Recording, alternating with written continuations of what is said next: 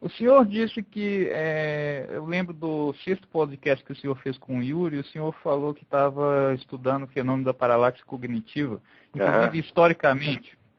Eu queria que o senhor desse uma geral no que o senhor já conseguiu descobrir. Nossa, mas é tanta coisa, rapaz. Quer dizer, a paralaxe cognitiva eu defino como, vamos dizer, a diferença, o afastamento entre o eixo da construção teórica e o eixo da experiência real do indivíduo que está fazendo essa construção. Então, a partir de um certo momento na história, ocorre uma ruptura dentro do pensamento ocidental, que é o seguinte: antes, os filósofos antigos e medievais até uma certa época, eles estavam crentes de que eles existiam dentro da realidade, dentro de um cosmos, de que eles faziam parte desse cosmos, tá certo? E sabiam que não podiam sair de fora do cosmos para observá-lo como de fora. Tá? De repente, a filosofia começa a raciocinar exatamente assim, quer dizer, como se o cosmos fosse um programa de televisão que você está assistindo. Tá certo? Então, isso evidentemente provoca uma distorção de percepção. Não é possível você datar. Eu tenho tentado ver onde é que começa isso, mas eu vejo, por exemplo, que isso já estava presente em Guilherme de Ockham. Não pela teoria nominalista dele, não por isso, mas quando ele proclama a universalidade do empirismo como critério da verdade. Você veja, na realidade da nossa vida, aquilo que nós podemos testar por experiência é ínfimo, é só um pedacinho, tá certo? Então, Aristóteles dizia que todo conhecimento vem de outro conhecimento, que provém de outro conhecimento, e de outro, e de outro, e de outro. Ou seja, existe uma tradição de conhecimento na qual você se insere, você é apenas mais um. E você vai examinar só um pedacinho do conjunto e vai acrescentar o seu pedaço lá. De repente, o Ockham coloca o filósofo como se fosse um fiscal da ciência universal, que tem que, vamos dizer, colocar tudo em teste. Então, o empirismo, ele é fácil de você proclamar o empirismo, mas é impossível de você praticá-lo. Você só pode ser empirista com relação a uma parte ínfima da realidade.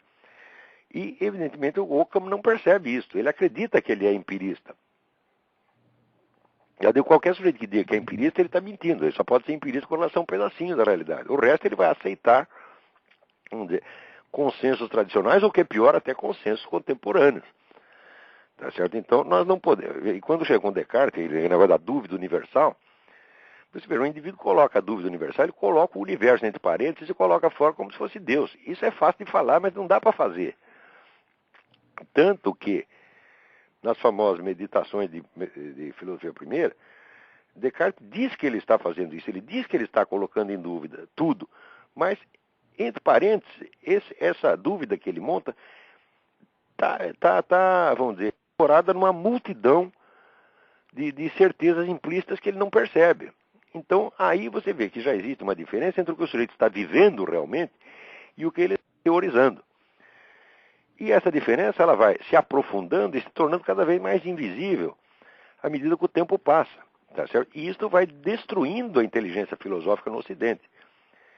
É por isso que você... Só uma parte, isso não é uma questão de malícia, então? O cara não faz isso por mal? Olha, é difícil você dizer isso, porque a burrice é uma forma de malícia, né? E a burrice, quando passa num certo limite, ela é pecaminosa, tá entendendo? Quer dizer, você não tem o direito de acreditar em certas coisas, porque elas estão abaixo da dignidade humana. Elas estão abaixo, sobretudo, estão abaixo do patamar de conhecimento já alcançado pelas gerações anteriores. Quer dizer, eu noto nesta coisa do empirismo de Guilherme de Ockham uma cegueira, um escotoma, como tem uma mancha no olho, o cara não enxerga um pedaço, né? Eu não posso dizer que seja uma coisa moralmente inócua. Está entendendo? Porque pecar, todos nós podemos pecar, pecamos incessantemente, mas você não pode pecar contra o Espírito Santo. Tá entendendo? Quer dizer, uma obstinação contra a verdade é um pecado contra o Espírito Santo. A gente tem que ser dócil à verdade. Não a verdade do que nós pensamos, porque nós pensamos em nada. Nós temos que ser dócil à verdade do universo que nos cerca e dentro do qual nós estamos. Ora, qualquer sujeito, vamos dizer, tem a obrigação de saber que ele está dentro do universo, que ele está dentro do cosmos e que ele não é uma divindade que pode se colocar fora do todo e julgá-lo. Tá entendendo? Você não pode se colocar, mesmo que você pudesse se colocar fora do cosmos físico, você estaria dentro da infinitude metafísica. Já dizia o apóstolo São Paulo, nele vivemos, nos movemos e somos. Nós estamos dentro de Deus, nós somos possibilidades internas do próprio Deus. E jamais conseguiremos sair disto.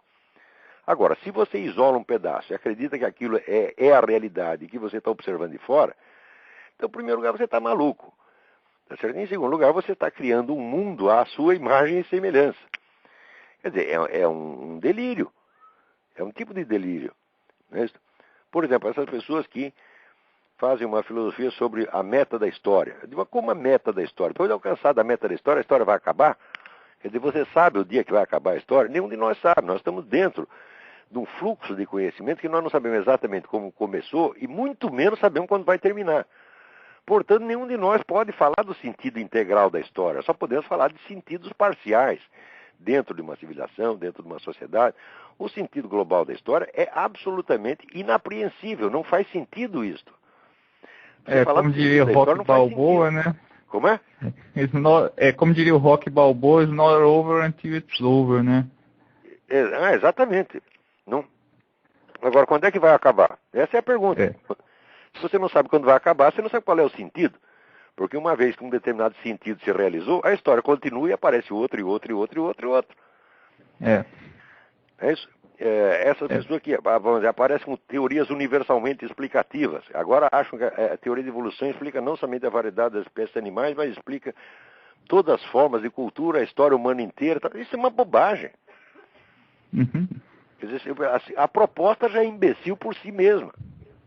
Quer dizer, e é claro que a investigação empírica da história comprovará que tudo isso é falso. Não que esse aspecto não exista. Ele existe, mas ele está dentro de 1000 outros. Né? Então, aí começa a haver uma espécie de guerra da inteligência humana contra a complexidade do real. Você tá entendendo? Então, o homem perde aquela docilidade ao real, que é tão característica dos filósofos antigos, de Aristóteles, próprio São Tomás de Aquino, tá entendendo? Que sempre que as coisas desmentem o que ele está dizendo, ele aceita. Quer dizer, a realidade tem autoridade sobre a filosofia dele, né?